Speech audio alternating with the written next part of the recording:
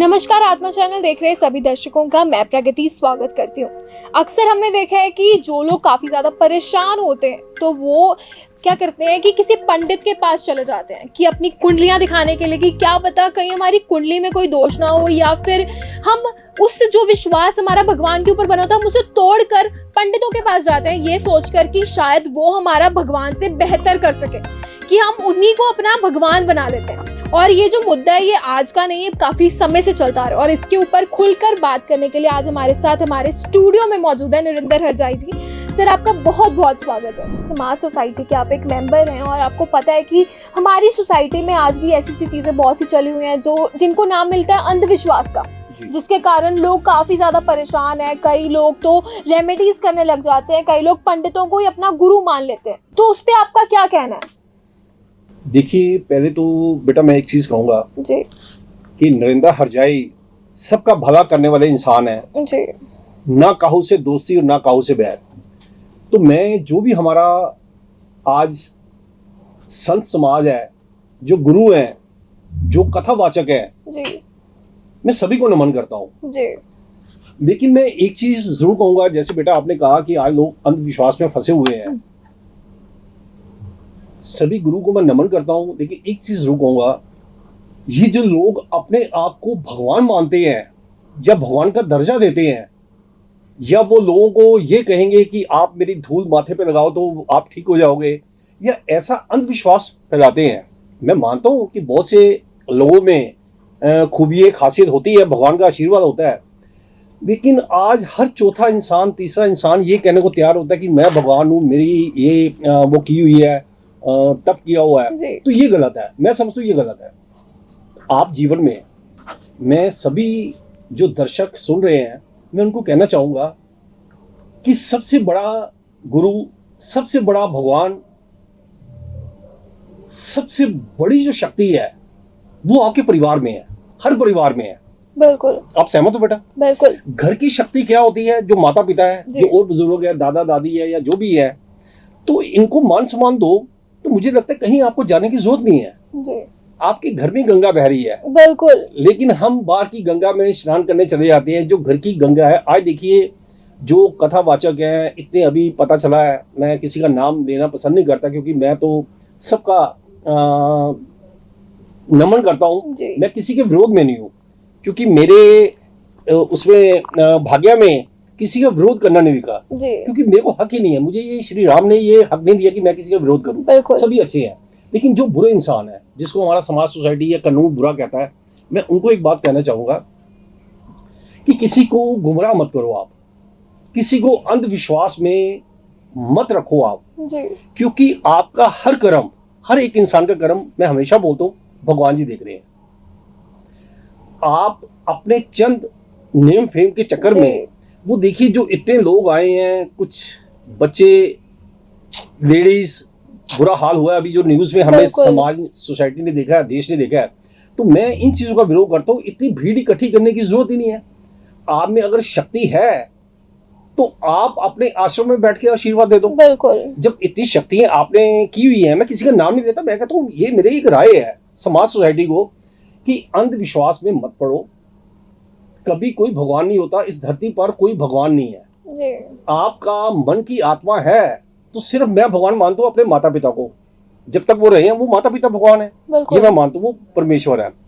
लेकिन घर की सुख शांति भंग करके, आज देखो बच्चे ऐसे हैं, कितने लोग वहां गए हैं जो मरे हैं, परिवार टूट गए, बिखर गए, कौन जिम्मेवार है? कोई भी नहीं है। तो इस वजह से मैं ये चाहूंगा, घर में सास भूखी बैठी है, ससुर भूखा बैठा है, बच्चे भूखे बैठे हैं, आप कथा सुनने जा रहे हो, तो कहां भगवान खुश होते हैं? अपने परिवार को खुश रखोगे तो भगवान खुश रहेंगे जी। आपका कोई भी ये कर्म जो है, ये आपको नहीं करेगा कि किसी पंडित के पास जाओ, जैसे अभी आपने बेटा बोला है। बाकी जिनकी जो आशा है वो करते रहे। हम तो ये कहेंगे कि अपने परिवार को भी बहुत बड़ा गुरु मानो, परिवार भी बहुत बड़ा गुरु होता है। सर, आपने देखा होगा कि हमारे ना मूवियाँ भी बन चुकी हैं। आप कह सकते हैं कि हम जिस भी टॉपिक पर बात करते हैं उसकी जो एग्जांपल है कहीं ना कहीं मूवी से हो जाती है। आपने सुना होगा वो पीके मूवी आई थी जिसमें उन्होंने सख्त विरोध किया था इस चीज के बारे में जी। कि रॉन्ग नंबर लग रहा है हमारे देश में अभी भी बहुत धार्मिक, हम भी नाम नहीं लेंगे किसी भी धार्मिक उसका, जी बट स्टिल अगर बात की जाए ऐसे कि हमारे ना धर्म में बहुत सी ऐसी चीजें हैं जो अभी रॉन्ग नंबर के तरीके से चल रही हैं। जी। लोग क्या करते हैं, लोगों को एक गुमराह किया जाता है कि आप हमारे पास आएंगे तो हो सकता है आपका जो 10 साल पुराना विवाद है या आपके कोर्ट कचहरी का केस है या फिर आपके बच्चे को कोई दिक्कत है, डिसेबल्ड है, तो वो हम ठीक कर देंगे। तो आपके हिसाब से ये जो दावा करते हैं कि हम 10 मिनट में आपके बच्चे को ठीक कर देंगे, या इनकी तरफ से जो एक प्रोटोकॉल चलाई जा रही है जी। वो कितनी सही है? देखिए ऐसे होता है बेटा कि अगर सपोज मैं सभी जो मेरी आवाज सुनेंगे उनको मैं कहना चाहूंगा, मैं ये भी कहना चाहूंगा कि अगर आपका मन विश्वास जहां है वहां करो वो। जी। मैं सिर्फ ये आपको जागरूक करना चाहता हूँ कि ये अच्छाई है और ये बुराई है। जी। आज 100 आदमी आप इकट्ठे कर लो बेटा, मैं क्या आप ही कर लो, आप 100 आदमी में आप किसी को आशीर्वाद दे दो कि आपकी ये बीमारी ठीक हो जाएगी या आपका ये काम अच्छा हो जाएगा या आपका ये ग्रह ठीक हो जाएगा, तो बेटा 10-20 आदमी उसमें ठीक हो ही जाएंगे। भगवान की कृपा तो रहती है, 100 के 100 तो नहीं ऐसे होंगे, लेकिन जो 10 लोग ठीक होंगे 90% की कोई नहीं सुनेगा, वो 10 लोगों की सुनेगा कि ये पंडित जी ने, ये गुरु जी ने कहा तो ऐसा हो गया। बिल्कुल। मैं चाहता हूँ ये अंधविश्वास से आप सिर्फ और सिर्फ अपना नुकसान करते हो। और मैं हर कथावाचक जो बहुत अच्छे हैं मैं उनको भी कहूंगा कि भीड़ ज्यादा इकट्ठी करने से मैं हमेशा खिलाफ हूँ। भीड़ इकट्ठी तो बेटा मैं भी करवा सकता हूँ, मैं भी एक स्टेज पे स्पीच देता हूँ, लोग मैं भी सैकड़ों हजारों आदमी इकट्ठे कर सकता हूँ, क्या जरूरत है?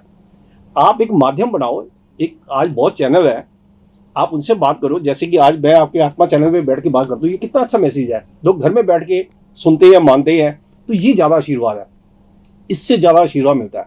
और मैं हर गुरु को भी कहूंगा, हर पंडित को कहूंगा, और जो भी हमारे देश के कथावाचक है, मैं सिर झुका के आपको ये कहता हूँ कि थोड़ा सा ये गुमराह करना बंद कर दो आप, प्लीज, आपका भला होगा।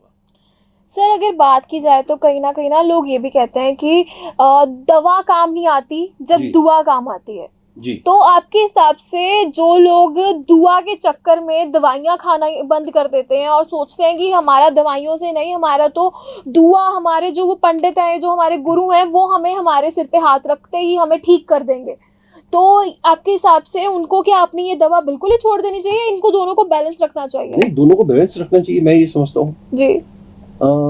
हर दुआ काम भी नहीं आती है और हर दवा काम भी नहीं आती है, दोनों का कॉम्बिनेशन है, दोनों रखो आप।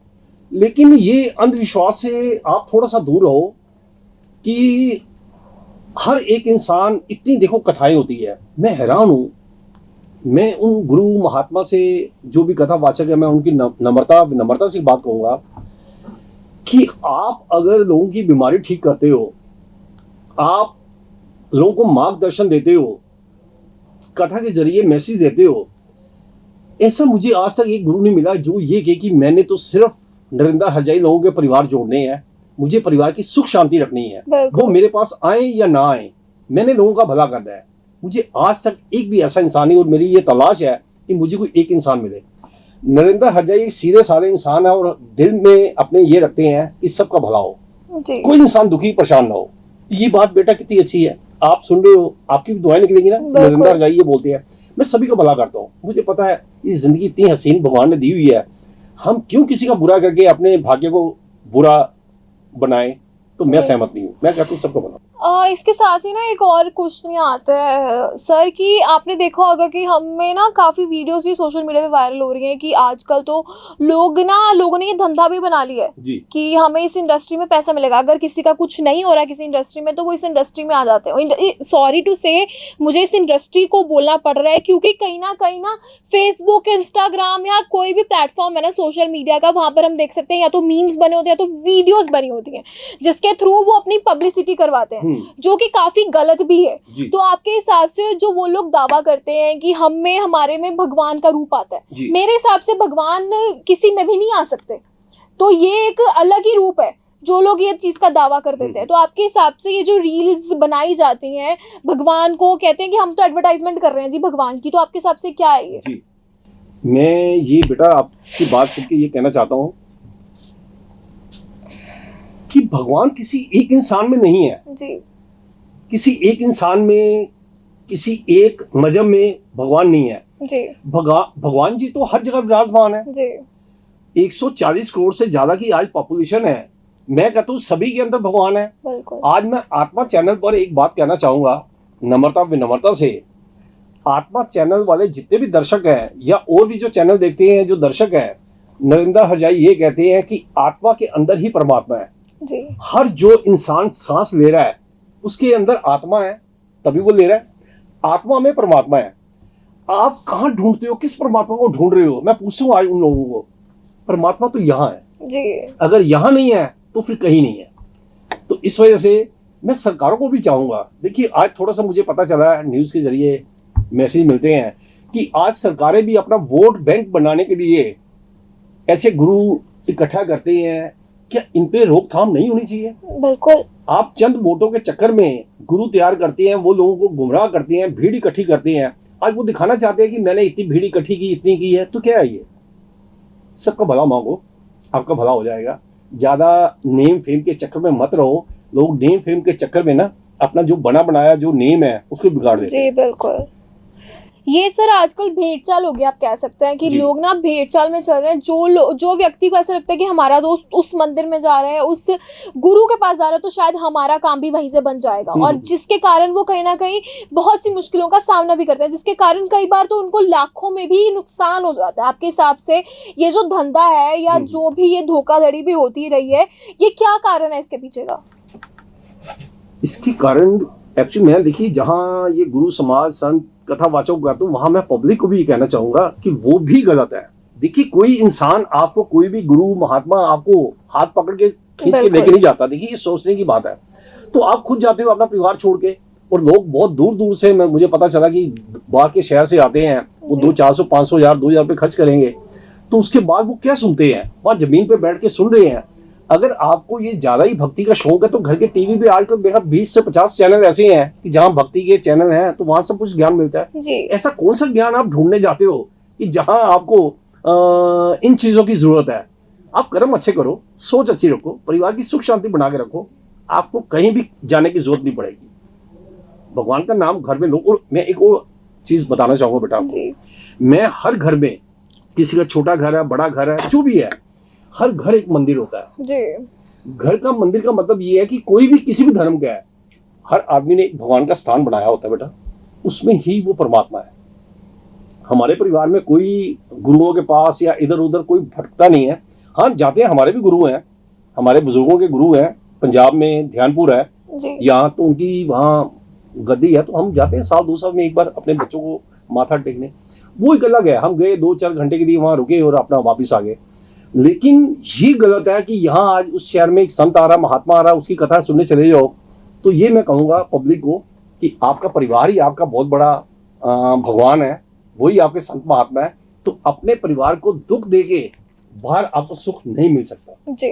इसके साथ ही सर मैं चाहूँगी कि आप हमारी ऑडियंस को भी ये एक मैसेज दीजिए कि वो इस अंधविश्वास के चीज़ों से निकले। जी देखिए, किसी भी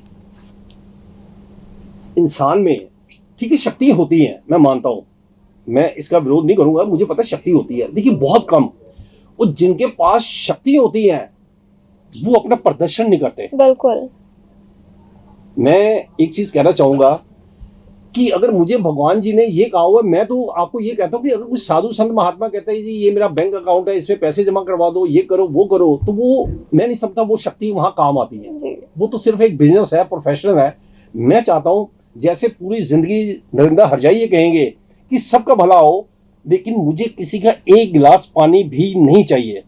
मेरे पास आने की जरूरत नहीं है किसी को, क्योंकि मैं तो सिर्फ संदेश इस जरिए दूंगा ताकि किसी के घर की सुख शांति बने। और वो साधु संत महात्मा बहुत अच्छे होते हैं जो परिवारों की सुख शांति बना के रखें, माता पिता के लिए उपदेश दें, पति पत्नी का प्यार बनाएं, हम वो समझाएं, तो फिर जाना अच्छा है। बिल्कुल सर, इसके साथ ही आपसे बात कर हमें बहुत अच्छा लगा। इसके साथ ही मैं अपने दर्शकों को भी ये कहना चाहूँगी कि उसी घर में माँ लक्ष्मी या उसी घर में भगवान का वास होता है जिस घर में सुख और समृद्धि हो। अगर आपके घर में हर वक्त कलेश, हर वक्त लड़ाई झगड़ा, हर वक्त आप अपनी सास की निंदा या अपने ससुराल की निंदा करते रहेंगे, उस घर में भगवान का वास बिल्कुल ही नहीं होगा और ना ही आपको उनका कोई आशीर्वाद प्राप्त होगा। इसके साथ ही सर आपका बहुत बहुत शुक्रिया कि आप हमारे स्टूडियो में और आपने हमारे दर्शकों को इतना अच्छा मैसेज दिया, क्योंकि कहीं ना कहीं हम देख सकते हैं कि बहुत अंधविश्वास फैला हुआ है जिसके कारण कई घर बिखर भी चुके हैं और कई घर टूट भी चुके हैं जी।